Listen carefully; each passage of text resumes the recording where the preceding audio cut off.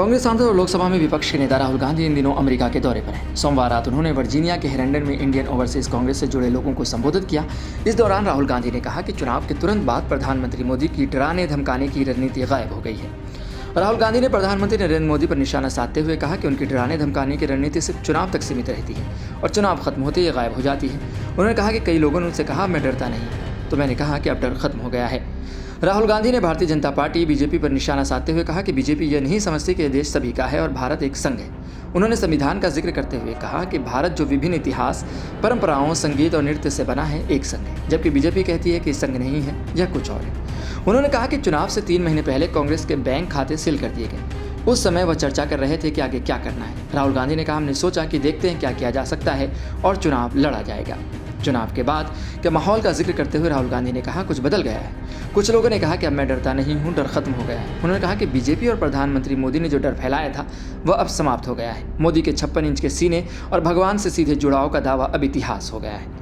राहुल गांधी ने George town university में छात्रों से मुलाकात की और वर्जीनिया में प्रवासी भारतीयों के कार्यक्रम में भी हिस्सा लिया। दिल्ली लौटने से पहले राहुल गांधी 2 दिन वाशिंगटन में रहेंगे। उन्होंने बीजेपी पर हमला करते हुए कहा कि भाजपा यह नहीं समझती कि यह देश सभी का है। संविधान में स्पष्ट रूप से लिखा है कि भारत एक संघीय राज्य है जो इतिहास, परंपराओं, संगीत और नृत्य से समृद्ध है, लेकिन बीजेपी इसे संघ के रूप में नहीं मानती। अपनी अमेरिका यात्रा के दौरान राहुल गांधी ने राष्ट्रीय स्वयंसेवक संघ, आरएसएस और भारतीय जनता पार्टी बीजेपी पर संस्थाओं पर कब्जा करने का भी आरोप लगाया। उन्होंने कहा कि आरएसएस ने शिक्षा प्रणाली, मीडिया और जांच एजेंसियों पर कब्जा कर लिया है। हमने यह बात उठाई, लेकिन लोगों को पहले ये समझ नहीं आ रही थी। फिर जब संविधान को सामने रखा तो अचानक सब कुछ स्पष्ट हो गया।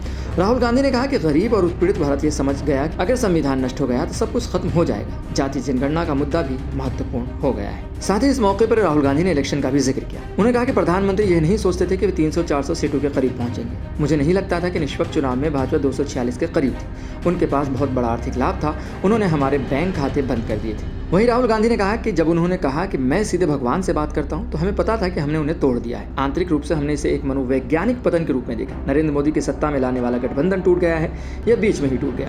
राहुल गांधी ने यह भी कहा कि भाजपा और आरएसएस के खिलाफ लड़ाई लोकसभा चुनाव के दौरान स्पष्ट हो गई, जब लाखों भारतीयों को एहसास हुआ कि प्रधानमंत्री भारत के संविधान पर हमला कर रहे हैं। फिलहाल राहुल गांधी के बयान को लेकर भारत में चर्चा हो रही है।